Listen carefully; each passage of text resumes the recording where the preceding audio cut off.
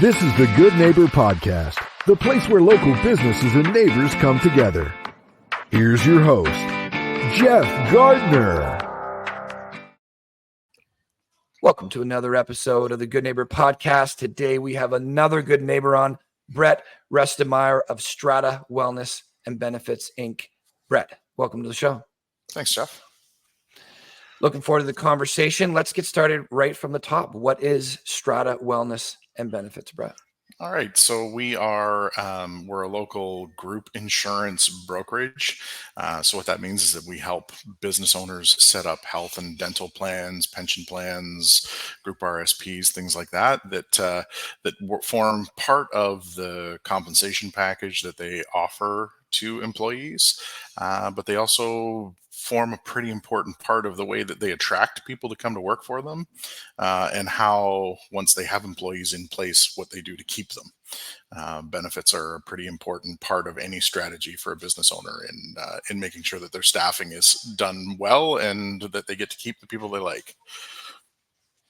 Yeah, so let's dive into that a little bit more. First off, well said. That was like a lot of information distilled into 2-3 sentences, so it's great. We have a nice sized team, at least we think so. Certainly keeps me busy, this little group of people. And so that is important for us. Take care of them, good training, provide a good culture so they can get on board with the message, but we also want to incentivize them. And I think this is one of the ways. So this podcast is listened to by consumers and business owners, but only business owners come on the show. It's to help impact our local community with solutions to their problems and letting them know who these local businesses are and their mission, really. So a lot of business owners listen to this, is my point. And there are some business owners which are solopreneurs. They started 3 months ago, and there are some that have been in business for 35 years and have 75 people. So let's talk about that. What are some of those benefits? Why do you think it's such an incentive? Maybe even get into costs or packages, whatever you're comfortable with, but mainly, what are they? Okay. Yeah. So, historically, when you talked about benefits from employers and things like that, the first thing that comes to mind for everybody is, dental coverage. That seems to be the one that kind of jumps to the front of people's minds. But it is, there are health plans that cover prescription costs and things like that. When it comes to employers themselves, we get contacted by people for a variety of reasons. I'm working with somebody, and have been for a little while now, about setting up a plan. He runs a contracting business, and he lost one of his carpenters who he really liked because a competitor came in and offered him a similar amount of money, but also offered him a health insurance plan. And this carpenter had a family, and he looked at it and said that the cost of what he was paying out of pocket for his healthcare expenses made it so that he didn't need a huge raise to change employers. He went because they offered something that wasn't in place. And it's interesting talking to this particular owner, because he says to me, that's the last time that's going to happen to me. It focuses on that ability to make it so that, like I said, when you have an employee in place and they're valuable to your business, that they don't change employers for, an extra $2 an hour if that person doesn't offer the same benefit plan that you do. We talk a lot with business owners about the fact that just losing an employee and then trying to replace them is a huge cost for your business. Huge. You look at just simply, it's not just lost productivity from a single employee, because often what happens is that other people that work for you that have been there before end up taking time out of their roles to show the new person how to do things properly and stuff. It's kind of has a ripple effect through your whole business. So there's a pretty significant cost that goes with replacing an employee. And when you do a comparison for, what a benefit plan can cost versus the potential cost of replacing employees, it's the math often works in the favor of offering the benefits as opposed to as opposed to hiring and going through that process. So, yeah. So I think that's a huge point. How do I want to ask this? So insurance, I feel like a lot of us know its benefits, but push it off, push it off, push it off, unless it's forced upon us. Like I think sometimes, how many of us wouldn't have car insurance if it wasn't law? Right? I imagine imagine a number of them. So when we're talking to business owners, the numbers are important, right? It's not just greed. Some people think it's all profit and loss, but no, the more profitable you can be, the better your services can be. Like there can be some altruism to it as well. The more opportunities you can provide. If I don't have the money to reinvest into my business, it's going to be difficult for me to provide a better business and solve more problems. It's also going to be hard for me to have a decent quality of life. If I'm the whole show, then I have to work day in and night. And that's not a great place to be. So we want to help provide information that can not only provide a better life for the entrepreneur, so they're not always in what I call the phase of suck, probably that first 1 to 2 years, Yeah. 0 to 5 years of being an entrepreneur. It's very difficult. There's a lot of hours. There's a lot of problems to solve. And you're going to be on your own for a good portion of that time. So if we can have these things in place, I remember for me when I first started, 37 now, so 22, when I first started being an entrepreneur at the gym, owning my own little gym, it took me 3 years to get an accountant because I thought, oh, it's not a necessity. It's more clients, more clients, more clients is my focus, more sales, better products and services. But I end up paying that bill big time. Because I pushed it out so far. It didn't seem like a necessity to me. But Brett, what happened is somebody better than me, more experienced than me, finally broke down the numbers and said, if you had an accountant that entire time, yes, it would have seemed like maybe you were paying a little more and making a little less during that time. But if we actually look at the numbers quantifiably, you would have made significantly more. And then for me, the numbers weren't just important. My stress level probably would have been reduced significantly because as I started creeping up to tax time 3 months in advance, my stress started going up and up and up.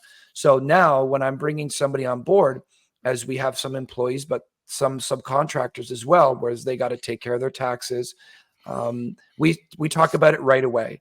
Like these are the 2-3 pillars you need to be successful.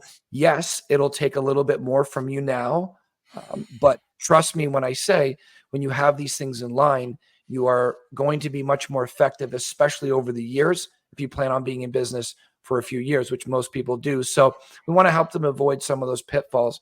So when we think about insurance, I know there's so many numbers you could give. We could probably talk about it forever, but just simply put, for that business owner that's been thinking about benefits and pushing it off, even just the money on dental, that's thousands of dollars it could be, right? And what is the average benefit package?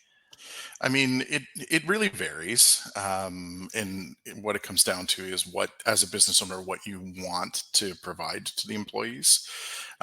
We have a couple of different options that we like to use a lot of.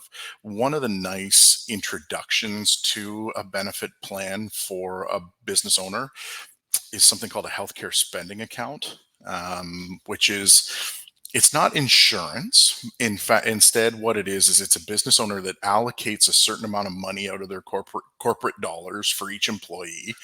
That say, you can spend up to $500 or $1,000 on. There's a list of pre-approved healthcare expenses. It's basically the list that Revenue Canada will allow you to write off on your personal income taxes. But yeah, so it's basically just an account that if you pay a qualifying expense out of pocket, it comes back. You submit a claim, it gets processed. Your employee receives a refund of the money that they paid for the expense. Your corporate account pays things. It's a tax deductible expense to your business. It's tax-free payment to the reimbursement to your employee. So it's nice So can for you them. explain that real quick, that Yeah. tax-free part? Yeah. So it basically, what it comes down to is that you don't have to pay income tax on the money that comes from the company to reimburse you for the medical expense. Okay. And it's because it's still paid as a benefit plan, it is a tax deductible expense as a healthcare premium to your business. So as the owner of the business, it's a nice thing where, you're not losing that tax deductibility. If you just, Mhm. like, if you looked at it and just said, I'll just pay my employees an extra $2,000 a year, and they can, and then they can spend it on on healthcare expenses. The downside to doing that is that you don't have any control to begin with. So you can give them an extra $2,000 a year, and they can spend it on whatever they want. It doesn't necessarily go where you want it to go. And then they also have to pay income tax on that $2,000. Where if you said to them, we're going to set up healthcare spending and give you a couple $1,000s a year that you can spend on this approved list, once the expenses are paid out of pocket and they go for the reimbursement isn't taxable income for them. So the $2,000 goes further than it would if you just paid the employees extra. Right. So, Right. and employees like it. It's because it has ultimate flexibility. You can spend, if it is $1,000, you could spend $1,000 a year at the massage therapist if you want to. There's no limit Mhm. on what you're going to do with it. So the employees like the flexibility that comes with it. When I say it's a great entryway for employers, it gives you cost control. You know exactly when you set out how much each of your employees can spend per year.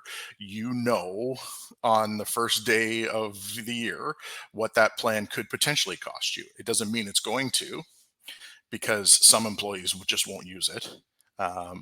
It's one of those things. Everybody knows the 80-20 rule, like, right? 80% of Mhm. claims come from 20% of the people. It's the same in health insurance, where 80% of the cost is going to come from 20% of the people using it. So but you have absolute cost control.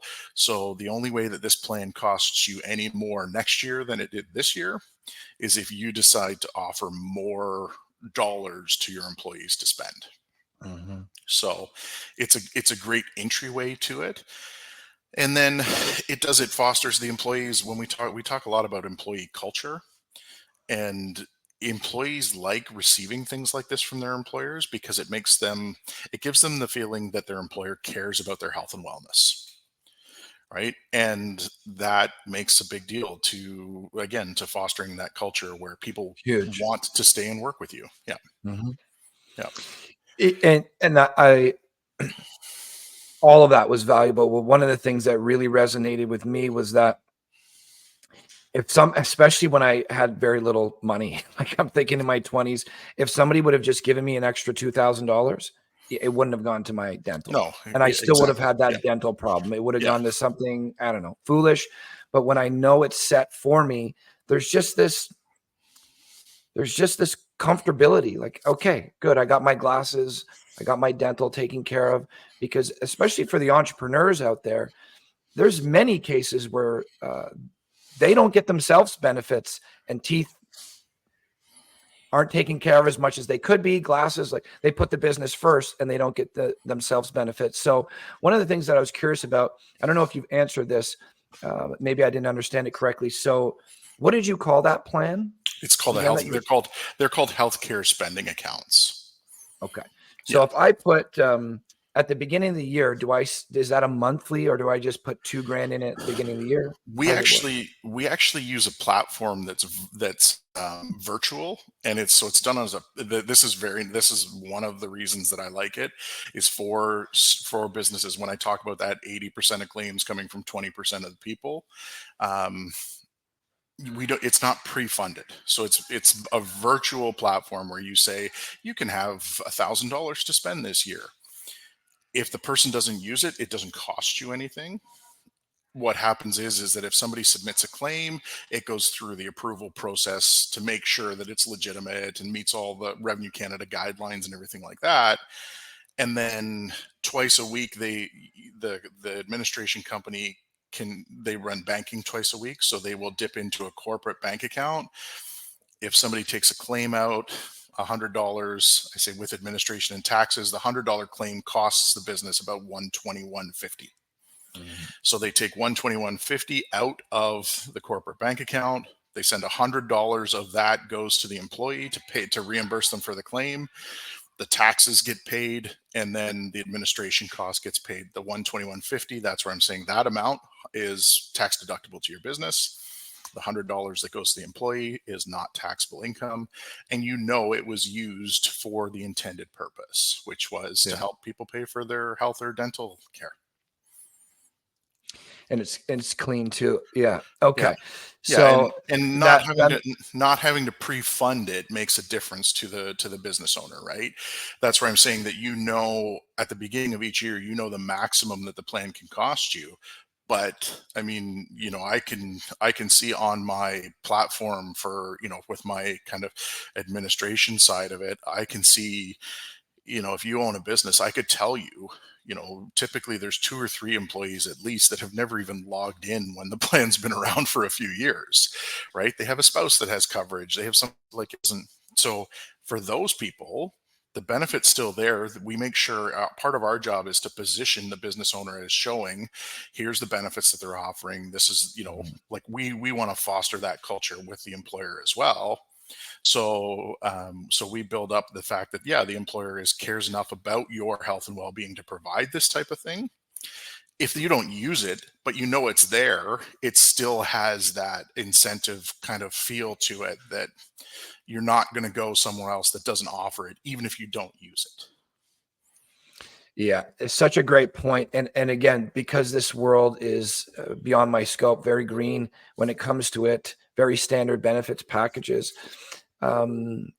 Usually when I was an employee, it was coming off my check. It was just a part of it, right? It would come off. So it's part of your package, whether they paid me more or whatever it may be. You make $40,000 a year, portion of every biweekly check goes to EI, CPP, and then benefits. So now I'm taken care of that way. And that's been my experience pretty much always. So, and then I never use it for that year. It still comes off. Now it's unused. So with this case, if I'm understanding it correctly, the employer only pays if it's used. Yes. So if somebody, so that's big. Because I imagine most benefit packages, like any insurance, you pay them regardless if they're used or not. Yep. Yeah. And I mean, there are spots. I mean, healthcare spending has a spot in the world. It's not ideal when we look at healthcare. I look at 2 particular sides of things. The pharma world. I always think everybody talks about Ozempic, right? Everybody's seen a commercial for Ozempic. Hot topic, man. These days, right? Yeah. So, I mean, Ozempic's going to cost, $1,500 a month. Well, you're not going to cover that with healthcare spending, right? That's where insurance is still has its spot in this world where, you need healthcare expenses. You go and if we say to you, Jeff, you can have $2,000 this year to spend on healthcare expenses and there's no insurance included with it, and you get diagnosed with a serious illness, that $2,000, it disappears very quickly. And now you're kind of back on your own. Where if we, we have options where we like to insure prescription drugs, healthcare emergencies, like what if you need to stay in the hospital, things like that. So you have an insurance package that covers the big expenses. And then say to people, here's $1,000 that you can spend at the dentist. Like I said, the dentist, the massage therapist, the physiotherapist, anything you want that's on this list. If you get really sick, you're covered. But you also have this other money that you can spend on kind of your more controllable expenses. So, really valuable point. I mean, you answered a question before I asked it, because that's what I was going to follow up with. If I have $2,000, one of the benefits that I thought about insurance was, $700 to deal with a root canal, right? Mm-hmm. Not cosmetic, not like an implant or a veneer. I believe those are considered cosmetic, but the root canal, $700, let's say. So with the healthcare spending, if I'm getting this correctly, let's say there's $2,000 for the year, I would pay full pop for that. So I would pay the full $750. With insurance, it's reduced considerably. That's the idea behind the insurance in some cases. Yes. Yeah, and in most cases they'll pay, they'll pay 80% of a cost up to a certain, like they all have limits in them as well. So particularly on the dental side, you'll usually see, you can spend up to $1,000 at the dentist or things like that. And it includes everything, like that $1,000 includes fillings, includes this. And I mean, it's $400 just to see your dentist and get your teeth cleaned these days, so when you add in, a follow-up visit where there's a drill involved, your $1,000 doesn't last very long anymore. Mhm. Yeah. So, I mean, we always, and you had made a point earlier where you see, we hear from employees that they see their group insurance premiums coming off of their paycheck every month. And we'll get phone calls that'll say, I paid more in premiums than I collected out of the plan last year. So I think I'd like to opt out this year. And a lot of the times opting out isn't an option. A lot of the times being in a benefit plan is part of an employment agreement. But I like to ask a follow-up question to that. If somebody suggests that to me, my follow-up question is if they're calling their home insurance agent after they're done talking to me because their house didn't burn down last year, so they don't need fire insurance this year. This is where those health insurance, we're actually insuring, because you are one trip from the doctor. We all know, everybody knows somebody who they thought was the healthiest person in the world, that they went to the doctor one day and they were told that there was something going on, and it turned into a huge financial, situation that if there was no insurance, their family would be in tough. You'd be intimately familiar with the Ontario government's Trillium program, which is their, kind of their fallback insurance, but it's income tested. And there's a bunch of different things, like just because you got sick doesn't mean you're eligible for it. You Right. have to, yeah. So, And that's that. I don't know. Short-sightedness almost seems like a harsh word. I can't think of a better word though, but I want, as an entrepreneur, and I think this is kind of one of the blessings that come with entrepreneurship, is that you want to mitigate. When people talk about entrepreneurship, they often will say you got to embrace risk, right? You got to be able to move through uncertainty. There's so much of that. As an entrepreneur, you are carving out your own path. Even if you're following somebody else's blueprint, you got to do it. Whereas an employee, there is that allure of security.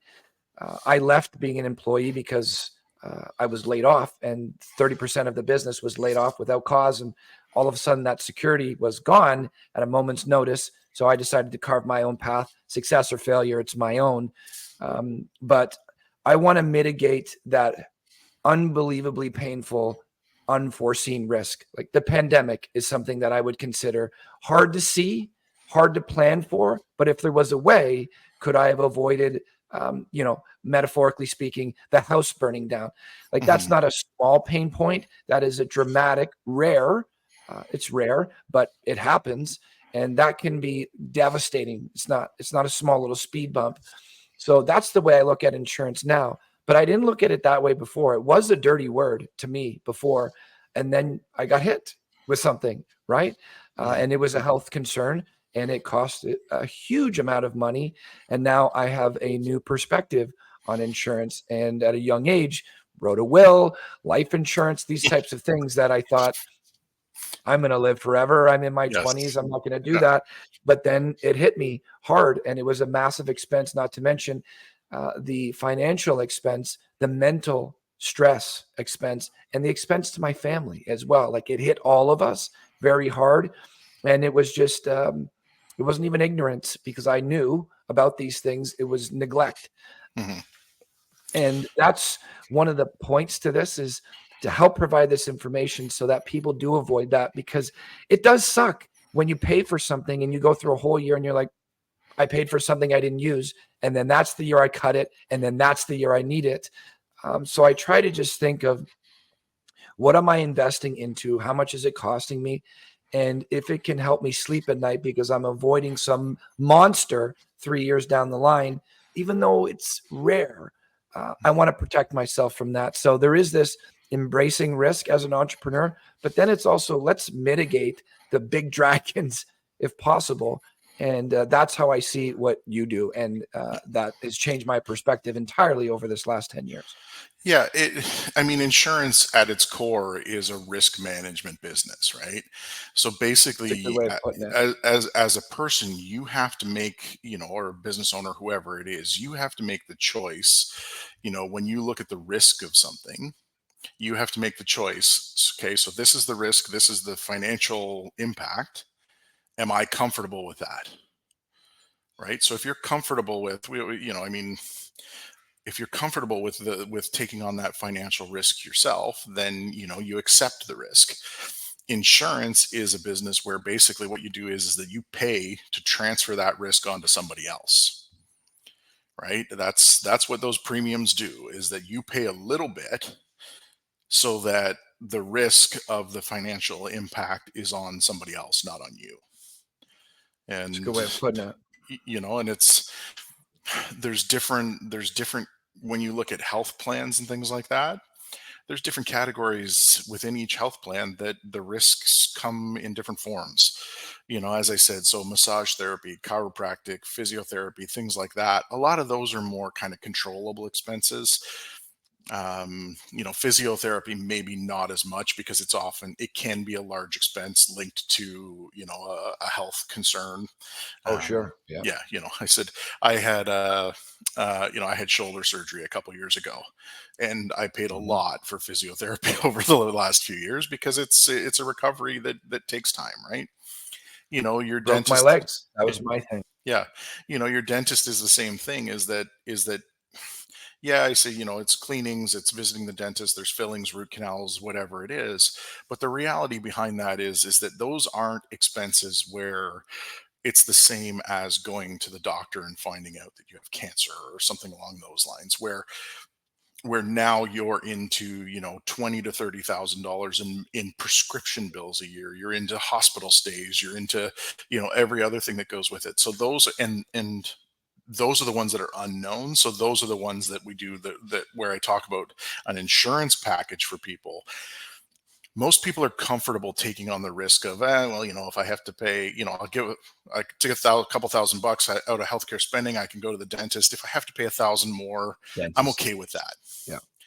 Where Yeah. if you have a couple $1,000s of healthcare spending and you run into $45,000 worth of prescription and hospital bills, then that becomes a little bit more out of the, that's risk that you probably want to transfer to somebody else as opposed to keeping it yourself. So It's a great way of putting it. Paying for risk to be transferred to somebody else, because that example where you have that $2,000 and you get that $40,000 or $50,000. I think people think, like in Canada, even I was thinking of this when you were saying this. Hospital stays. I think a lot of people are under the perception that there's no cost for it. Prescription, obviously, we have to pay for those. But when we think of healthcare, Canada has, at least from my experience talking to people, it seems like the perception of Canada is maybe not the best healthcare on the planet, but most of it is covered, OHIP and other things, et cetera. But in the States, there's a huge cost for just staying in that hospital bed a couple of nights. But is there, when you say hospital stays, do we actually pay to be at the hospital for a few nights? Is that Oh, yeah. I mean, depending on where you land at the hospital, like if you are in a semi-private room, if you're in a private room, things like that, and just right? things, an insurance plan will pay for. Typically, they'll pay for staying in a semi-private room. Um, and if you've had kids or anything like that, semi-private's one thing. A private room's pretty nice if you get the chance. But so the insurance will pay if you have semi-private coverage. As an example, an insurance plan will pay up to that amount, and then if you want to go over to the private, this is where I was talking about. You transfer some of that risk, but you're willing to take on some of it yourself as well. So, but And interestingly, when you talk about the healthcare system in general, a nice little thing that a lot of people don't think about, when you have a benefit plan, quite often there's travel insurance included in it. And again, I always say travel insurance is one of those things where you don't necessarily, if you're going away on a trip, you often think about it, right? You think, okay, I'm going to Jamaica for a week. I need to make sure I have emergency medical coverage because where you don't think about it Right. is you think I'm going to Erie, Pennsylvania. I'm going to go shopping at the outlet mall. I'll be down and back in a Because it's weekend. not like a vacation. It's not a Yeah, typical vacation. yeah. I'm just Just going to do some just going. shopping, but Yeah, it is. I'll be back next. I'll be back in 2 days. And I mean, I know somebody that in Florida, she slipped in a shopping mall and broke her leg, and the bill was 80 grand, right? Oh Like, my God. yeah. So I mean, Erie might not be the best example because I think if that happened to me in Erie, I would buy me a leather strap to bite on and drive me back to Ontario, guys. Like, Get this me is back over there. yeah.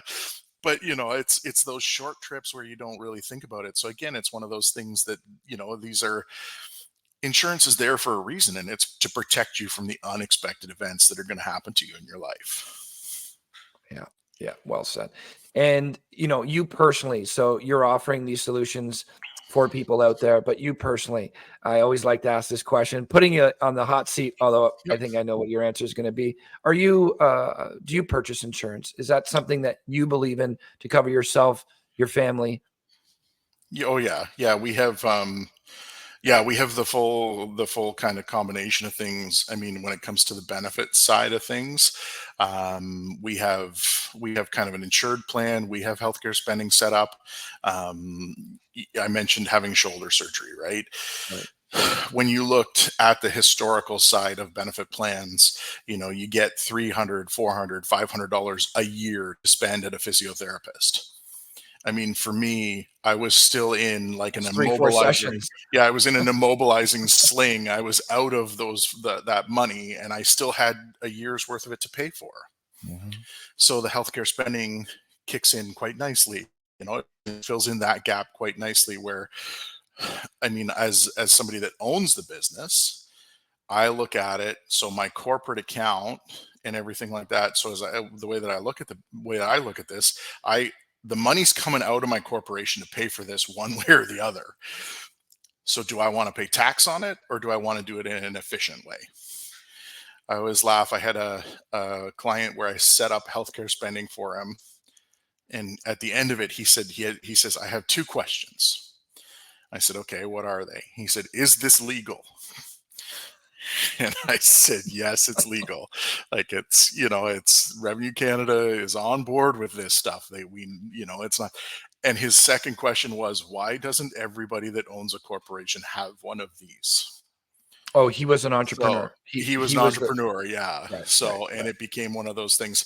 I mean, entrepreneurs in general, I have yet to meet one that wants to pay more taxes on stuff. Oh yeah. So, yeah. No. So one of the advantages to any kind of healthcare plan, any kind of plan that benefit plan you put in place for your business, is that it's a really tax efficient way to do things for a business owner as well, right? If we can make it so that your business funds most of your healthcare expenses and it's tax deductible to business, tax free payments to reimburse you, that's the most tax effective way of doing it. As I said, that money's in my corporation. It's coming out one way or another to pay that expense. It just depends on how I want to do it. So we try and make it efficient for people. Yeah, that's a really good point, which I didn't think of. Yeah, to reduce taxes, and especially if you got a decent little team, it could be one person, it could be Mhm. 50, but it's going to help you provide a better culture. They're going to be more incentivized. They're probably not going to leave for $2 an hour from a local competitor. And then you have a way to efficiently address your taxes. So it checks off some pretty good boxes. It's a good point. For the team, for you guys, is it a few person team, large person team? Is it all you? Yeah, so we have so Strata itself has a few different there's like the Strata group of companies. So there's actually four different companies that kind of operate independently underneath one umbrella. So and yeah, we offer benefits to the employees that are here as well. And it's yeah, it's an important part of the compensation package that you're offering to people. You know, we have there's still the ability out there. We have some employees that have coverage through spouses and things like that. So they do what they call an opt out, which means, we say, oh, you have insurance through, my spouse is a teacher or whatever it is. So Mhm. I don't need to participate in this. I'll just go over here, or that type of thing. So, and then the other benefit, the other side of it outside of the health and dental side of things, and it's one of the ones that we like employers to focus on as well, is retirement plans for people. And Okay. again, it becomes one of these things where I look back and think, because I did individual insurance and investment planning for people for a number of years, and you'd often hear people talking about teachers and their pension, right? The teacher's pension, oh, such a, and I'd often ask if anybody had ever seen a teacher's T4 slip at the end of the year to see how much money they were being forced to put into that plan, Ah, right? And I always say that the difference, if I'm sitting at your table, Jeff, and you're not being forced to do it, that's the difference. Is that if you put away the same amount of money that they do every year, you nice return too. The difference is you got a choice and they don't. So a lot of the time when it comes to benefits and this type of thing, it sounds crazy, but it's employers that are, forcing employees to make choices that they wouldn't necessarily make for themselves, but in the long run, they'll be really happy that they did. so what? So it seems like there is some ability to opt out if, like you were saying, sometimes they have a spouse, but in Yeah. most cases, You, it's fixed, it's set. yeah, you can make it a condition of employment, right? That says part of your employment agreement that says, once you've hit the end of your probationary period at 3 months or 6 months or whatever it is, one of the things that you'll do is you'll join our benefit plan. Right. That's what I'm used to. Yeah. Yeah. Yep. Yeah, and it is. I mean, with with the traditional benefit market that was insured and things like that, having everybody participating was quite important because it made it so that you need those 80% of the people that aren't making claims to be paying premiums. To Right. make it so that the plans function properly. Right. Right. So it's also why there's certain industries that insurance companies didn't like. If you got into industries where there was a lot of turnover with the employees and things like that, insurance companies didn't want to touch them because the claims versus the premiums were hard to manage. If it was one of those things where people, I'm trying to remember, hairdressing for some reason was one of them for years, tow Huh. truck companies, things like that, taxi cab companies, like covering the drivers themselves, not the office staff. But just because there's a high turnover in the employees, insurance companies didn't want to cover them because, you run $1,000 of dental claims through the day you become eligible, and 2 months later you don't work there anymore. It's a money loser that way. Where at least if you look at, like I said, if you're looking at an entryway into the market, if you do that healthcare spending thing, you can kind of control that type of stuff as well. Again, it's a nice controlled expense for you as a business. And then yeah, a lot of it comes down to, you do almost need to make decisions for the employees that, like you said, protect them from themselves, right? If Absolutely. And it's Yeah. your business. You provide the culture that you want to provide. And Yep. it's almost like there's laws, right? Life would be, it's already chaotic enough. We have laws for a reason. We have very clear red lines to not go outside of, and that's not to have some uh, authoritarian type of environment. They're beneficial for us. Wearing a seatbelt is beneficial for us. Mhm. Driving on a specific way, not the opposite of traffic, is specific to us. Not is beneficial, I should say, not speeding. So these laws are beneficial in many cases. Sometimes they're not. But if you're trying to protect your people from the unknown unknowns that could be devastating, I think that's great. I never had a problem with it. And these things happen. If you go many years with them never happening, I'm happy for you. Most of us have something. And my worst thing was at a very young age, and I didn't have that protection. And all I needed to learn was that one lesson to make sure I do it. But it sounds like you guys have a nice amount of flexibility. It's not just this is the only way. And it sounds like there's packages beneficial for, that company that's only doing a couple $100,000 in revenue and then doing much more with a large business. So it's great to know that. And we are on the first question and we are 40 minutes in, but I really wanted to know that for myself because of our business. And then there's going to be other people in the exact same boat. So I really appreciate you let us dive deep into that. The numbers make sense, or for the numbers to make sense is very beneficial for us, but also hearing why do we do these things? Why do we want to avoid them? And why shouldn't we in many cases? But what I'm curious about is what brings you to the insurance business in the first place. It sounds like you've been in it for a long time. What brought you to this world, Brett? What's the story? Yeah, I have. My dad was actually an insurance advisor as well. So he's In the uh, family. yes, yeah, it was in the family. Yeah. So if you go back, kind of through a few generations of company names, my dad worked with London Life.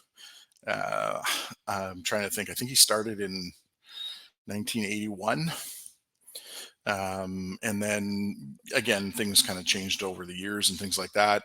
And then he was looking to retire, and I was in a sales job, but I didn't really love the field that it was in. And Mhm. he approached me and said, do you want to work together for a few years, and then he'd ride off into the sunset, and I would kind of take over. And so yeah, so that was kind of the pathway that Is I that took what into it. happened? Yeah. You and Pops worked together and then he rode off Yep. into the sunset exactly as Well, planned? That's great. yeah, yeah, sort of. Yeah, he rode off into the sunset. Yes. So, but yeah, yeah. So, but people, I mean, there's still clients that I was talking about it with somebody the other day, that like there's a plan. So he had always done a lot of benefits business. I mean, there's a plan where between him and we've been looking after one particular business for 45 years. That's So, saying something, eh? it was one of those things where, like, when I sat down and actually thought about it, because I'm approaching the end of my 19th year doing this. And I think about it sometimes I used to do this with my old job. And then I think about, like, my old job was a long time ago. Like, but yeah, so that's kind of what brought me into it. And then when Strata was forming, myself and a few of the other advisors that are here, we had always kind of thought it's a hard, this is insurance and investment in general is a hard business to know enough about everything to be really good at everything.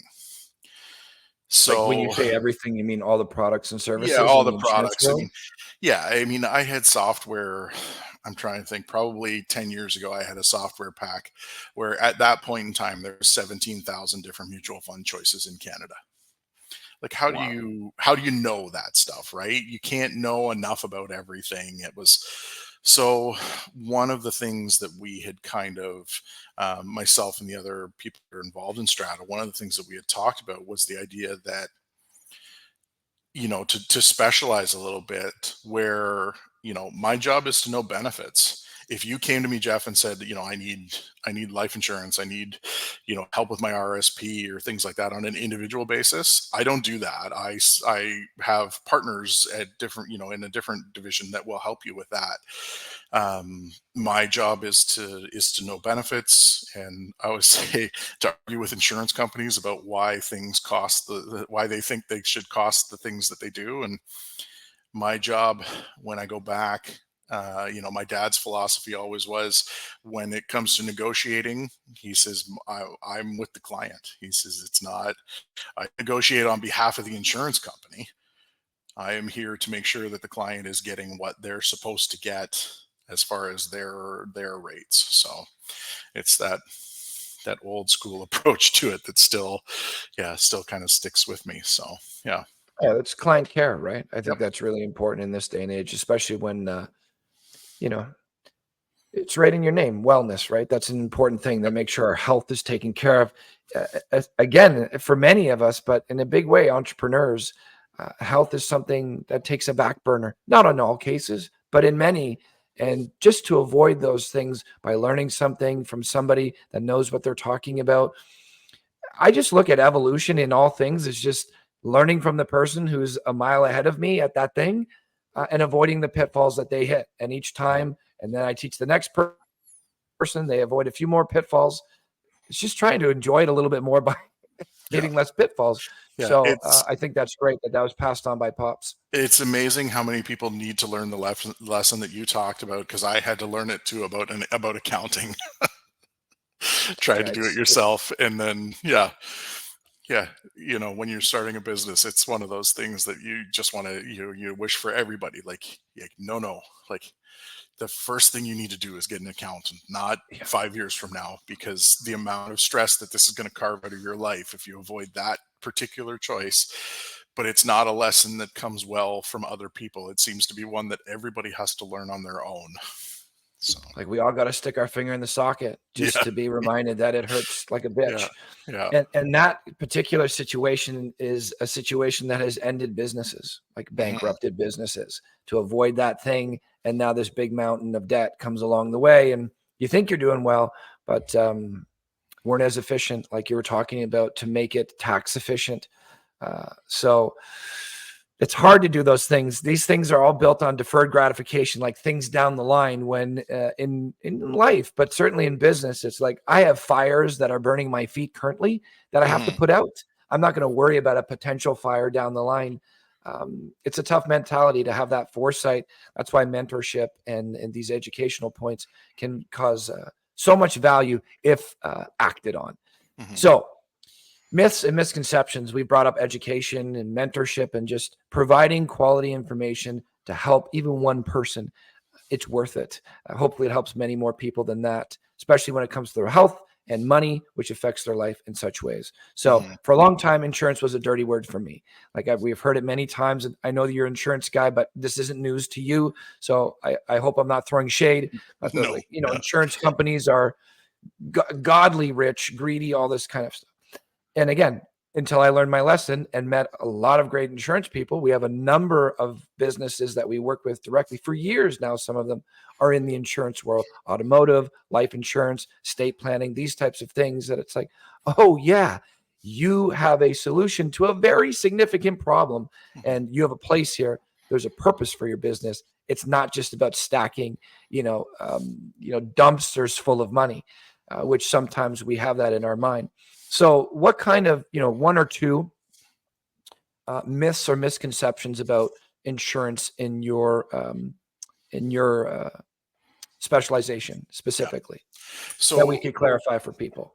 so we had talked a little bit there to begin with about um, people always think that cost is a barrier to entry, right? Oh, I got a quote once on benefits years ago, and it was so expensive that I decided not to do it. Hmm.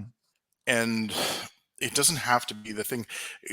So the cost itself is one of the things, and the other thing is actually just the way you structure it.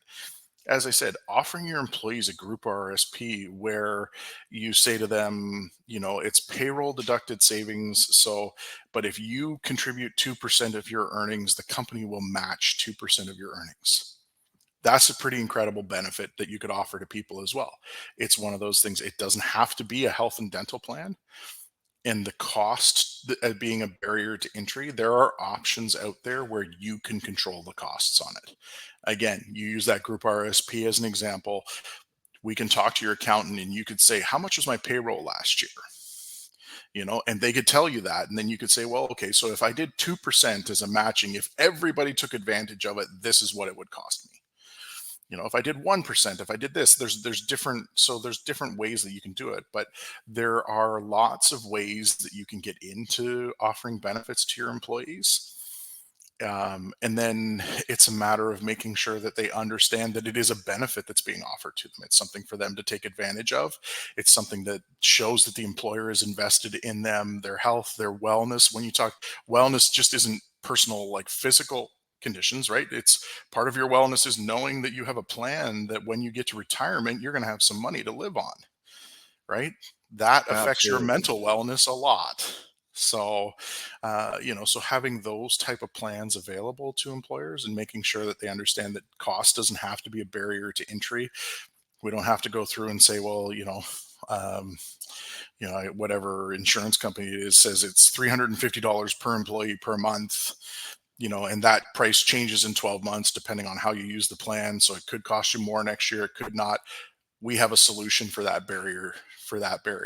And then the other thing is that it doesn't have to be a health and dental plan, right? We talked with a business where he said, he had 4 employees, all of them were married to somebody that either worked for the provincial government or was a teacher. So he's like, offering them a health plan doesn't really matter. Like they're pretty well looked after. Well, okay, so why don't we look at this instead? We offer them a retirement plan. Right. There's the benefit. Yeah. There's the benefit to them. Him as an employer can now look at it and say, I've got this benefit that I offer my employees, that it helps him with retaining the people that he has working for him, and he's still giving them something that they feel is beneficial as well.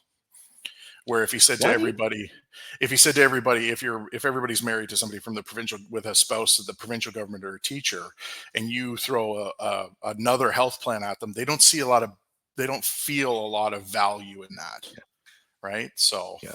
yeah. Yeah, that problem's already answered for them in some way. So let's Yes. answer another problem for them. And yeah, absolutely, the wellness side of it, the mental. I don't want to do all this work to just keep doing this work forever. Like, the idea Mhm. is to build something for me. Every unit of effort I put in, hopefully over time with the increased skill set and efficiency systems, I get more out of each unit of effort. Mhm. Whatever I build in an hour's time currently gets me X outcome. Hopefully, in 5 to 10 years, it gets me a larger outcome, and I can get more time for myself. I can travel, whatever it is. Mhm. But why do you think somebody wouldn't want to? I worked for my family's in the plumbing business, so when I was figuring out life, I had a couple jobs within that world, easy entry because they've been there for so long. And one of them was this great company called Oakville Stamping and Bending, and that was mandatory. You had a health benefits plan, and then you had your pension and Mhm. 2%, something like that, RSP. Why do you think somebody wouldn't want to do that? That just seemed like when I left there, even though it was only a few years, that was just a lifestyle that I got used to. It was a small amount off my check. They matched it, and it was great. Yeah. And it's interesting because savings, people think about savings in different ways. And we always, there's payroll deducted savings for RSPs or pensions or things like that are actually easier for people than if you do the pre-authorized payments out of your own checking account, right? Like if It's you set it there's up on your own Yeah, compared to working exactly. in a Yeah. business that does, If you're because going then to you put don't a have to hundred, think about it. well, It's done. exactly. It never lands in your bank account. You never see that $100 a month disappear. Right. And again, I mean, I always say, like, I use myself as example for all this stuff. And I mean, when I go back, I bought my first car out of university. I was paying $300 a month for it, right? 5 years later, that $300 is a month is paid for. And I say to myself, I'm going to take $150. I'm going to put it into savings. I take $150. I'm going to pay it towards my mortgage extra. Yeah. And I didn't do it in the first month. And I didn't have 300 extra dollars at the end of the month, Yeah. right? It's people spend what they have. So if you can do a payroll deducted where it never lands in somebody's bank account, it tends to happen more. It's nobody ever looks at it and goes, "Oh, this is an expense I have to cancel because things are tight," because they don't see it come out of their bank account. And then if you go, now, I mean, there's lots of pros and cons of both models. But if you go with like a true pension plan, there's actually rules that say you can't actually access it before you're 55. Yeah.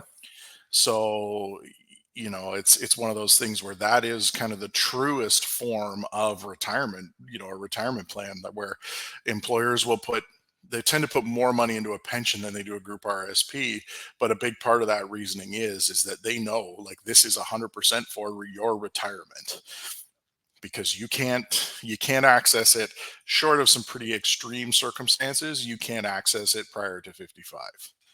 So, There is a phenomenal book called The Psychology of Money, and he talks about these types of things in there. It's like so many people could be much wealthier than they are with the same pay. Like, you don't mhm, have to make $1 million a year to reach your level, however you define it as financial freedom, whatever that looks like for you. It's like just the way the mind perceives it. If you have a check that at the top of the check is $2,500, and then you chip away at it, CPP, EI, you got your benefits, you got your retirement plan, and the bottom says 1,500, your mind is much more focused on that bottom part, that mhm. 1,500. And that's the lifestyle that you adapt to. But like you said, if you get 2,500 put into your bank account, now you have to choose every time what to do with it, Yeah. rather than just done for me. And The there's a Go ahead. feeling, there's studies that they've done that show, like, there's like a feeling of loss, right? Like, If you you get do it this yourself. if you do it yourself. Yeah. Agreed. If you see that money come out of your bank account every month, you feel it. It Where hurts. if it just goes beforehand to, and you don't, yeah, it's much easier, psychologically on people, if they never see it, to not worry about it. Yeah. It is one of the most truest and impactful lessons that I've learned when we incorporated, my partner and I. Prior to that, I had a sole proprietor, and I would get the paychecks, right? And then I would have to collect HST on it. Even getting the HST into my account, Brett, was Hmm. a, a, a mental chaos. I knew it wasn't my money, but it's like, oh, another Yeah. 3-4 grand of HST that I could do something with it. That's the Yes. way my Yeah. brain starts going. I'll Yeah. pay it back. I'll make enough money. And I made that mistake before. I owned an HVAC business at my late 20s, mid to late 20s. And I made that mistake, even though I knew it was like, oh, we collected a lot of HST for this last month. That's an extra $2,500, $3 grand. That isn't even mine to begin with. Didn't even Hmm. earn it. Nothing to do with me. I should give it to the government right away. One of the biggest mental shifts, even if we were making the exact same money, our paychecks now go to our accounting department immediately. And then everything is done, what's done. And then it goes into our bank account separated from the corporate account. Hmm. Same amount of money, I'm getting reduced. So we're making the same amount of money, I should say. But what's going into my actual bank account is less than it was before. And I just adapted to that lifestyle. Yep. I don't see it. I don't see what she does. She works her magic. I know it's taken care of. We're doing our remittance. Everything is paid. That actually gives me some mental comfort, actually, Yes. now. Yeah. It's been switched from, well, it was really nice to see a bunch of zeros in there before, and now I got to pay stuff. Every time I pay something, it sucks. This is feeling worse and worse. I'm watching it chip away. Now she sends me one thing in there, and all I know is that everything that needs to be paid is paid. Hmm. And this is the lifestyle that I adapt to now. I don't know why it is that way, but you said it 10 minutes ago. We spend the money that we have. Yeah. What a switch, making the same amount of money. Now, my lifestyle has been tightened up a little bit over the last couple of years. And it's a much more sustainable plan, building things, reinvesting back into the business. And it even cost us because we had to hire her. But what a change mentally. And you just sleep better at night. Hmm. And you can adapt. If you make 100 grand a year and all of a sudden you make 80 because you're paying for the right things that you should be paying for, you adapt pretty quickly. I wasn't suffering. What was suffering was having to do it every single month mentally, to the point where that payday became a stress. Now it is mentally relieving in a way. Yeah. Yeah. To not have to do that, where you say you make 100, you make 80 instead of 100. you probably still make 100.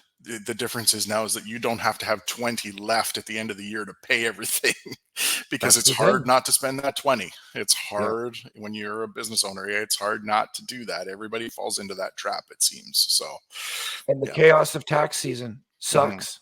Hmm. And now we don't have to think about that. So great advice on just how we perceive money, tips to be efficient. We've used that word a few times today. And then some great understandings of insurance and benefits. And let me just ask you this, Brett. I mean, this is a vague statement, but maybe you got a great answer for all of us. Should we all have benefits? Should we all have insurance in some way? Like, is there really any cases out there that people shouldn't be protected in some way?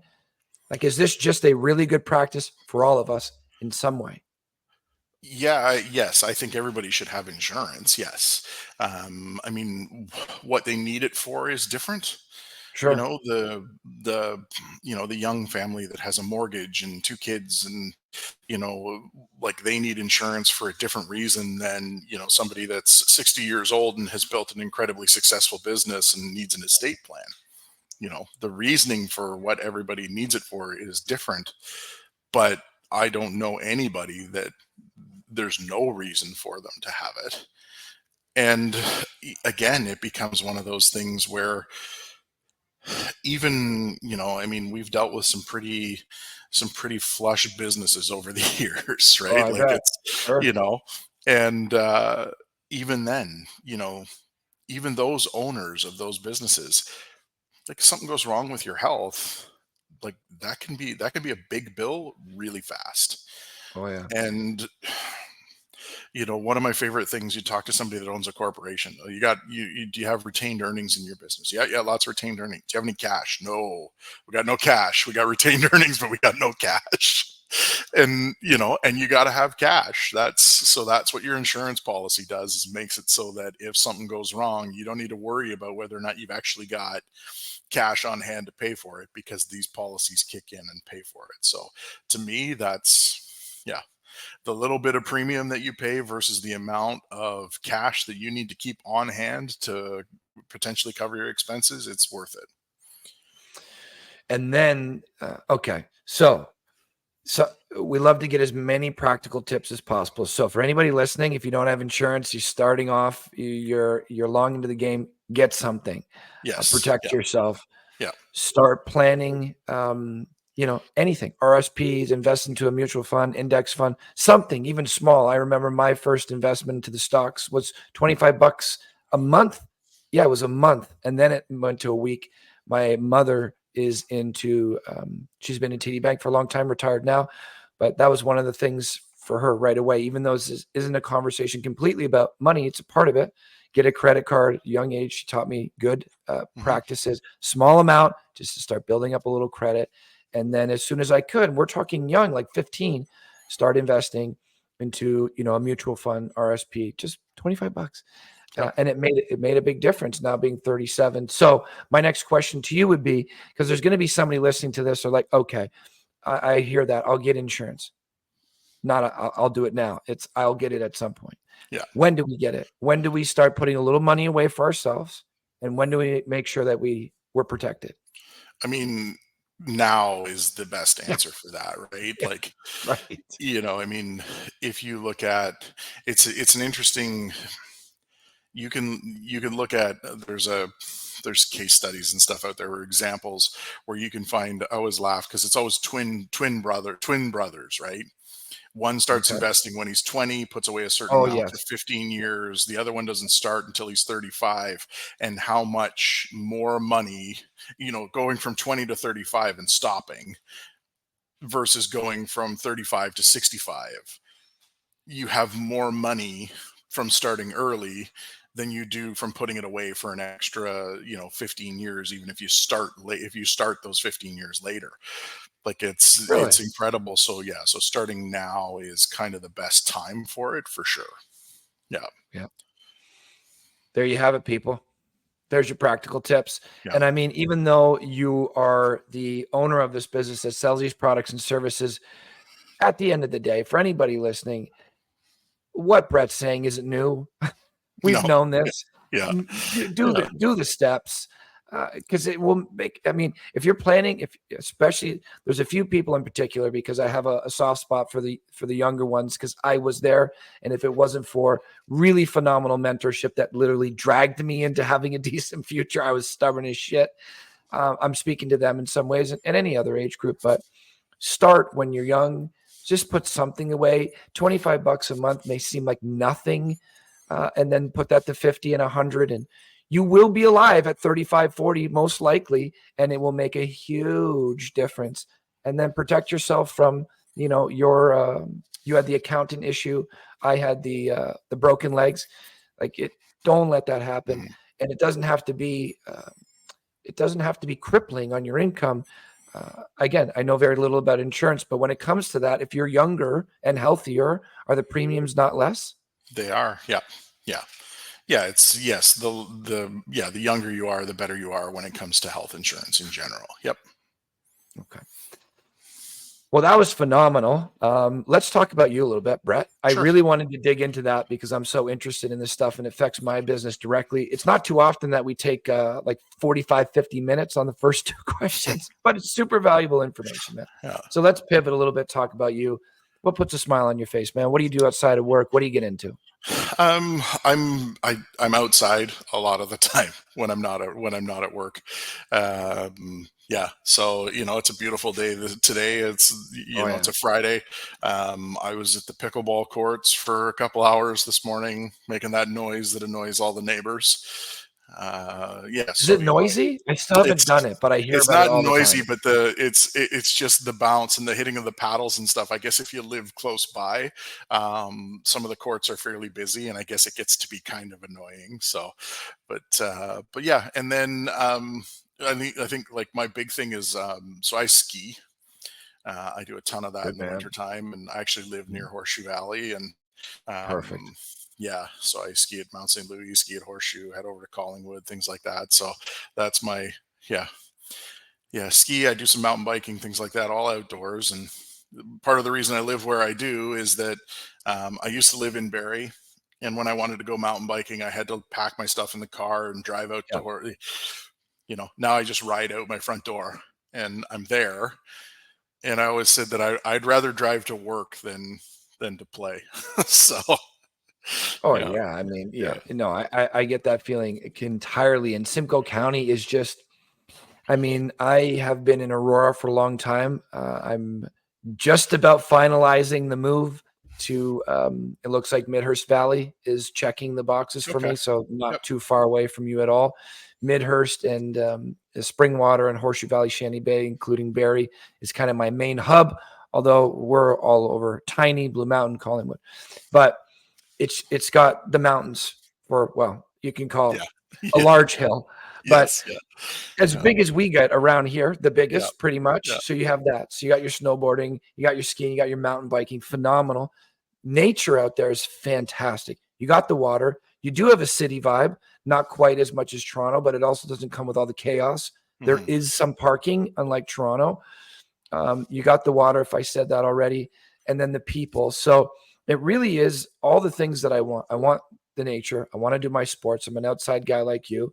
I love the water, but I do love that city vibe when yep, I'm looking for that. It's got high-end restaurants, got mom and pop shops. It's a fantastic place. yep, And especially the outskirts, kind of similar to you, the outskirts of Barrie, uh, the nature in there is just fantastic. It's just such a hmm great place. How long you been out in Simcoe? I mean, I grew up here. Okay.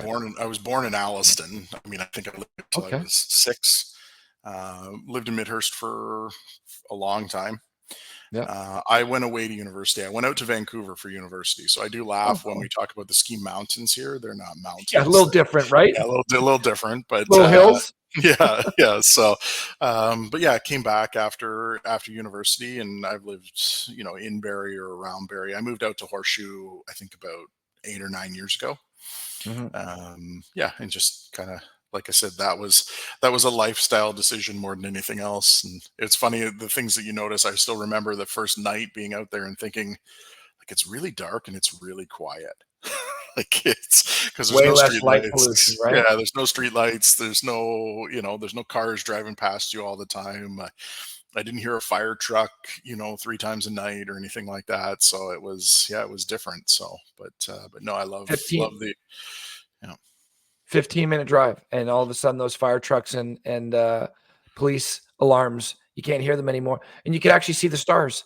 yes, yeah, It's just beautiful up there. yeah. Something I'm curious about, though, I imagine, since you made the comment about the mountains are large hills here, I guess you skied out I west, did. Yeah. Vancouver. Yeah, I did.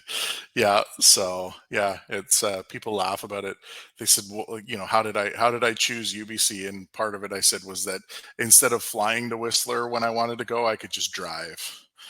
It was, yeah. So now, I mean, I was a How student. fantastic is it, though? Because it Yeah. is Oh, on my it's, bucket list. I love yeah. snowboarding and I Yeah. love nature, and I'm just told it's like just magical. Yeah, oh yeah, it's an incredible place for sure. So, and I mean, like, I mean, going to university there and things like that, like the kids that you meet, like I met a girl whose family, like she lived in Whistler, like her Oh, yeah. house, her family house was like 2-minute walk to the bottom of the hill. It was, and they had been there for 30 years. So, talking to her family about, what had changed at this resort over that time and things like that, it was pretty incredible. But yeah, no, it was pretty nice. It was even the local hills that are close to Vancouver are still, 1,000 vertical feet. And yeah, yeah. And they have, and the other difference is that they have real snow on them.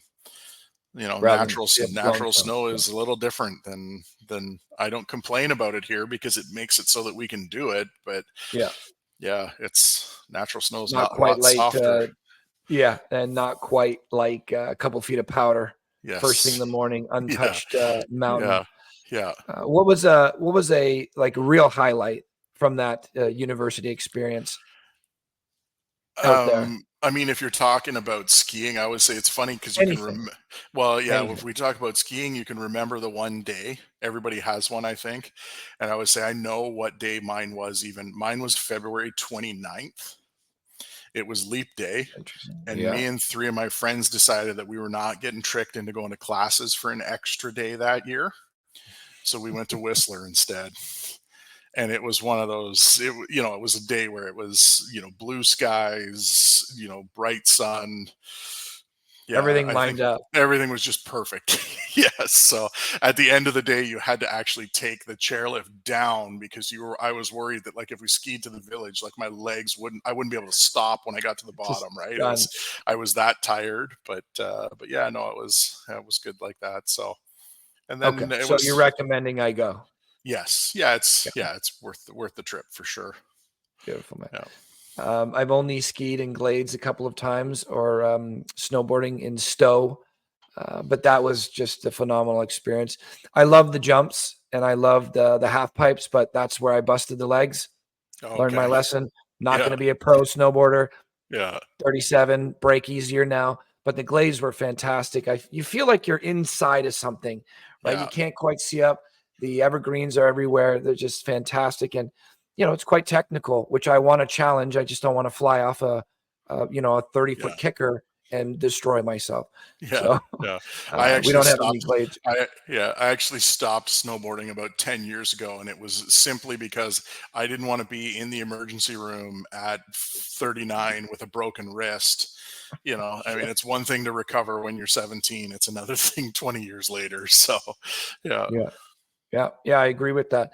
Family man, you got Yeah, I have a couple of kids out there? kids. Yeah, yeah, Yeah. I've got a couple of kids. So, yeah, I have a 9-year-old daughter and an 11-year-old son. So, yeah, so They like the outdoors too. they do. Yeah, they do. So they do a lot of swimming.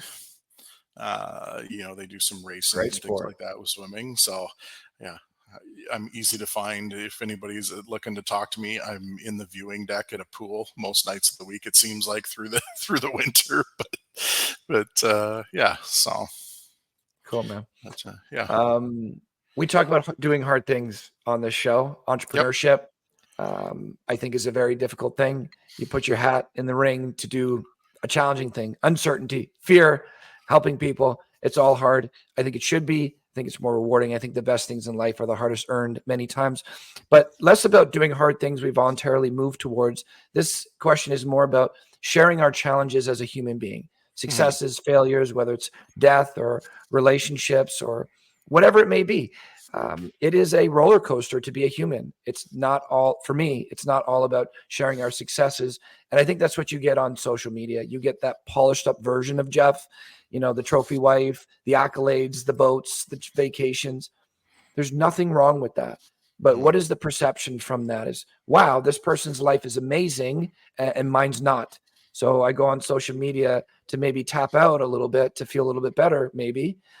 I think that's fairly common in some cases. And I walk away feeling less, not good, because I can't compete with that is a perspective that I think is not super rare. So it's a distorted view of reality, I think. And for whatever reason that is, I won't even get into that. And then you go to the news and it's salacious and super negative, and we tend to swing to these extremes. And, I have my thoughts about that, but I think there's a lot of cons to it. Rather than just presenting reality as close to it is as possible, we learn from each other's successes. But I think we learn a lot more from our challenges, our failures, as society defines them. We say we're either winning or we're learning on this team. And luckily, you don't need to win a lot to have a really great life. You do need to learn, though. And we learn a lot more than we win in life, from my perspective. And that's great. And that's the way I look at these challenges. As I bump up against a wall or a barrier that I don't currently have the skill set to answer. So now I have to go seek an answer. Like this conversation with you right now, I've learned some things that maybe will help me get over the next barrier when it comes, because it will come. I look at life as a series of challenges, one after another, almost purposely put there by whatever designed us, whatever you believe in, to help us evolve and get better.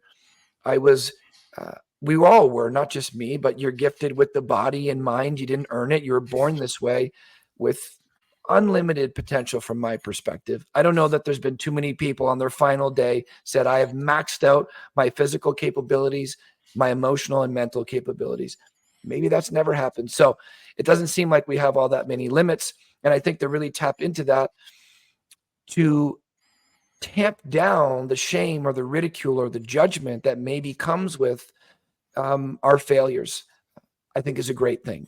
So we like to ask the guests on the show, any hardships, trials, tribulations that you've been through that probably sucked in the moment, as failing or finding out that our skill set cannot answer the thing we're in front of, or just doing a hard thing comes with a sense of discomfort, and discomfort doesn't feel all that great. So any things that happened in your life that probably sucked in the moment, but when you look back in hindsight, you wouldn't remove that ingredient from the recipe that has become you, because it was integral to you becoming who you are today. Anything that comes to mind? Yeah, I think it's just kind of been a little bit of a journey over the years where, as I said, so I mean, when I go back, my dad started this with me, right? And he had said to me that his concern when we were starting was, you know, he's like, if somebody decides they don't want to do stuff with you, he's like, I'm not convinced that you don't take it too personally. Oh, he was Right. afraid that you do take it very Yeah, personally. exactly. Yeah. So, and I mean, so I think, I've put some effort into kind of trying to figure out, just different thought processes and things like that, talk with people about the way that my brain works, right? That, yeah, it's, because it does. It's sometimes you run into situations where you look at it and say, like, I can't believe, like, I don't can't for the life of me understand why they didn't do this. We all sat there and said, this makes sense. And they said, yes. And then it didn't happen. And what was missing from me that made it to make it happen. Right. Is this business or personal or Yeah. both? Business. Yeah. Life, In business wise. Yeah. So, I mean, I'm sure it's happened in my personal life too. Right. Yeah. Where there's been, yeah, there's been situations where, yeah, I mean, I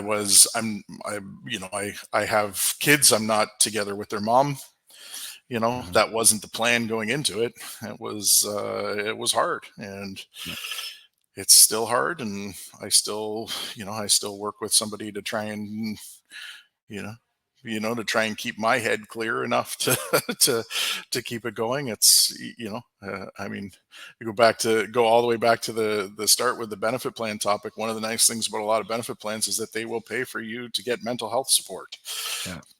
And it's a big thing. Yeah. So yeah. So there's challenges that I see. I see, just like I said, different ways that I feel like my thought process works and stuff like that. And it's sometimes you feel like you're getting in your own way, Oh, right? So yeah, so, which I'm sure everybody does, right? Like we've all had those moments where at the end of it you thought, why did I do that?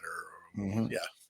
yeah, we've talked about here at work, the little task that's like the annoying thing that nobody likes to do, that stays in your calendar for 4 months, because when it would have taken 10 minutes to do it, but Makes no sense. it makes no sense. It Why happens did all the time. Yeah, why didn't I just do it 4 months ago? Instead, it's bounced forward in my calendar this many times because I don't want to,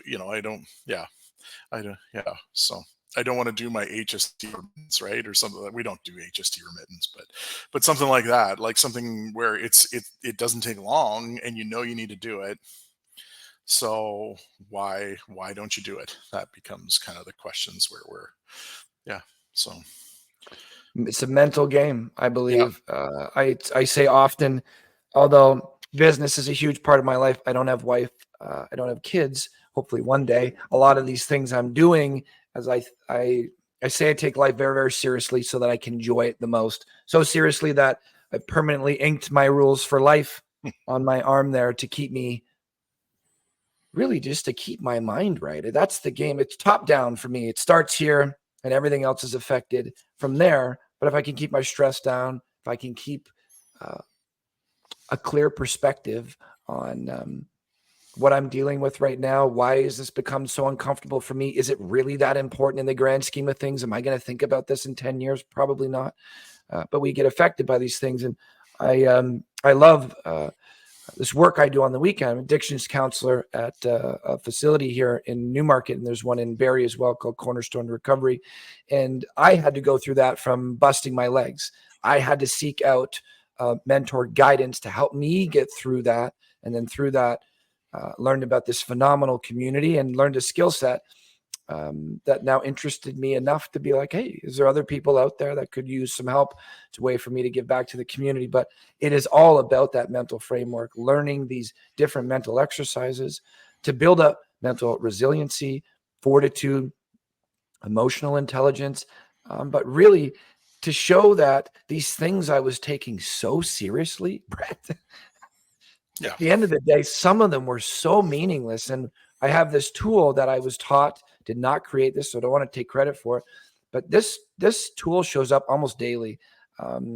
There's constant fires to be putting out as an entrepreneur, just in life in general, but I think maybe more fires as a business owner. It's the 10-10-10 rule. So I ask myself, how will I feel about this in 10 minutes? How will I feel about this in 10 weeks? How will I feel about this in 10 years? And if you're answering in 10 weeks and 10 years that you probably won't even think about it and it will have no impact on your life, then I try to remind myself to not let it impact me in the now as much. If it's meaningless in the grand scheme of things, somebody cut me off or somebody didn't pay their bill or someone called me a dick or, miscommunication or something like that. And it's just wrecking my day. I think about, it's called the deathbed conversation. It's part of Stoic and Buddhist philosophy. Like what will you be appreciating and valuing on your final moments? It will not be this guy that cut me off or, didn't pay their bill on time. So I love how you pointed that out. It's, how are we talking to yourself? What is going on in the mind? Do you have any practical tips, mental frameworks that you found to be helpful? Yeah, I think it's something we talked about the other day when we were talking on the phone after I don't know if you were filled with water after those storms or not, but I mean, Oh, yeah. right? Like, Oh, you're talking about the flood. We didn't get flooded, yeah, but I lost yeah. power for that But whole yeah, day. so you were out of power, and it becomes one of those things where, like, I don't get upset with people about stuff they can't control. You know, it is what those things. I mean, I'm sure that your day would have been a lot easier if you'd gotten to work and internet would have worked and power would have been on and everything. That would have been much better for you. So it wasn't something that you were choosing to, to have happen. So I think that's kind of my philosophy on it. I think I mentioned to you, for me, it was one of those things where it was like, if I show up at an airport and our flight can't take off because of a weather delay or something, like things that are beyond their control, I try not to get upset about things that are beyond people's control. That Yeah, and that's a change for me. I used to let little things bother me, and yeah, it didn't matter what the source of it was. It was one of those things. I was somebody that could lay awake until 2 o'clock in the morning thinking about the things that happened through the day, where now I try not to do that so much anymore. What a tip that is. I mean, really, it is a hard thing to adapt, but I have be here in the moment, remember you will die on the first two things. And number one is the amount of minutes in a day, 1,440 minutes in a day. And that goes really to the part that you're talking about in a big way, is that I'm stamped with an end date. I don't know when that's going to be. Is this really of value? And then number 14 is this essential? Big question mark. So not a statement. So your brain will start cranking out answers. Is this essential? What I'm doing? Like, is it important? And I have certainly found myself for the majority of my life getting upset about things that I can't control or that other people can't control just because they didn't go to my expectations. I found that my expectations were out of line of reality and were too high. They couldn't be met. Perfectionist. My justification was I want high quality. All it did was add stress in my life and other people's lives. Whereas this ability to let go of didn't have power. What are we going to do? Okay, Mhm. let's pivot and move on to the next thing. And I really appreciated your understanding the other day. Not everybody's like that. It's like, well, there's a problem in my life now, and it was caused because of you, regardless if it was an act of God or something else. I'm going to be upset about it. But the thing that I needed to learn was, even though I felt justified in being upset about that thing or that person, it's hurting me more than anybody else. It's going to last with me for hours, a day, 2 days. And then what? I'm allowing this suffering to happen because I think I'm right. That's more important than me being mentally calm. That was a broken mentality. So I think that's a hell of a lesson and for all of us to hear, focus on what you can control and let go or accept the rest. But this has been a hell of a conversation, Brett. This has been the longest podcast for me. And that's saying Sorry. something. Sorry. No, I Yeah. mean, good conversations need the time they need. So Uh, I wanted to wrap with a couple of things. How can people find out about you, man? If they want to reach out, how can they connect with Brett? yeah, you can look us up, Strata Wellness. You can look us up online. You can phone us. I don't know. Do you want me to give the phone number? It's up to Yeah. you. Yeah. Absolutely. Okay. Yeah. Our phone number is 705-881-9979. But yeah, so, you can look us up online. You can, like I said, if you Google search Strata Wellness, it'll take you through our Strata page to me. Yeah, give us a call, and happy to meet with people. We meet virtually. Um, we meet virtually. We meet in person. We're happy to kind of travel and see business owners in their environment, because we learn a lot about people's businesses by actually going to where they operate. Yeah. Love that part about my business as well. Home office, because not really a point of coming to our place. We like to go to other people's places. I was just in a fantastic physiotherapist called Bergen Motion in Barrie yesterday, that we had them on the podcast. Exceptional place. And I just love it. It's a new environment, learn about new specialties, new solutions, new people. So I agree with that point as well completely. Are you guys on social media? Can we find you on We are. Facebook, Instagram? Yep. Yeah. Yeah, we Same are thing. on social Strata media. Wellness Yep. and Benefits. Strata Wealth, and then a lot of the stuff shows up through Strata Wellness as well. Yep. So, Beautiful. but Well, lots we will of put this out. Yeah. Sorry, Lots go of ahead. different, lots of different kind of financial advice talks, things like that, that are not just related to benefits. There's lots of stuff kicking around. So yeah, no, it's helpful. Lots of helpful little tips. So Beautiful. That's what we're looking for. We will post this all on socials for anybody curious. So Brett's information will all be there, Facebook and Instagram. You'll also find it on YouTube. But the last question I really like to ask, Brett, this podcast really is an extension of my life. I mean, I don't know what else to talk about outside of what I'm interested in, what I'm focused on. I don't have the scope only goes so far. So talk about what you know, what you're curious about. Mentorship, entrepreneurship, those are big ones. Fitness, that's the foundation to my life. Mental and physical health certainly keep me in line. And then impact, purpose. That's a big part of this is, what am I actually doing here? What do I want to do? If I don't have a target to aim at, there's no chance of hitting it. It's even difficult to hit the target that you're aiming at in life because there's so many unforeseen variables. But when I was in my early 20s, very lucky to get in touch with some great mentors that put in more effort into me than I probably deserved at that time. But one of them taught me about impact. You're born, you will die. What is the net result of Jeff being on this planet? Have you ever thought of that before? She asked me. I said, no, man, I'm 22. Girls, money, fast cars. I want to be at parties. I want to play hockey. That was it. Very superficial, but that's what I knew. So she planted that seed to reflect on my impact up to this point. What have you done? Negative, positive.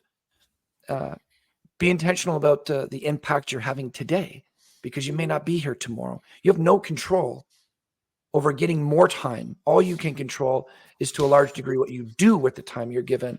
So you may not be here tomorrow. And that was a big wake-up call for me. Took a few years for that seed to really germinate, but it stuck with me. And then for as long as you are here, what is it that you want the net result of you to be? So we like to ask the guests on the show. Really important to me. It's been a main driver of my life. I find it fascinating, people's answers. What would you like your impact to be, Brett? That can be personal, business, globally, on your family, whatever you think. I mean, just when I look at things that I like to be involved in, a big one for me has always been trying to make things better for kids. For kids? Yeah. I've been involved with a lot of different. I was part of Big Brothers for a little while, as a volunteer with that. Been involved with, some charitable foundations that do fundraising for youth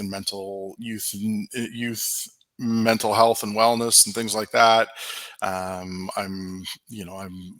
friends with and supporting, a charity that helps underprivileged isn't the right word, but they help with, kids that are having a hard time getting school supplies, and things like that. So to me, that's one of the things where I look at and think that, if we could make things, if I could be involved in stuff that helps make things a little bit easier for kids, that turn into better, helps everybody become adults a little bit easier, and hopefully makes the world a little bit better place, then that's a positive impact on it, though. I love it, man. Helping the next generation to become adults a little bit easier, because it's no easy feat. No. Brett, this has been a pleasure, man. It really has been a hell of a conversation. That's why it's gone as long as it has. You've taught us a ton. You let us into your life a bit. Super easy to chat to, friendly guy, and provided a lot of great advice. And for me personally, I love that impact. It's my favorite question to ask. Like, what are we doing here as humans? It's not about insurance. It's not about marketing. Those are avenues through which we can help the world. But what are we really doing here? And for you to want to help that next generation just a little bit, I think has a ripple effect way beyond our line of sight. And I think that's a hell of a way to live. So I'd like to thank you for coming on the show. And I look forward to chatting to you again, man. This has been great. Yeah, it was great. Thanks, Jeff. You enjoy the day, pal. Yeah, you too. Thanks. Thank you for listening to the Good Neighbor Podcast Midhurst. To nominate your favorite local businesses to be featured on the show, go to gnpmidhurst.com. That's gnpmidhurst.com, or call 705-413-3775.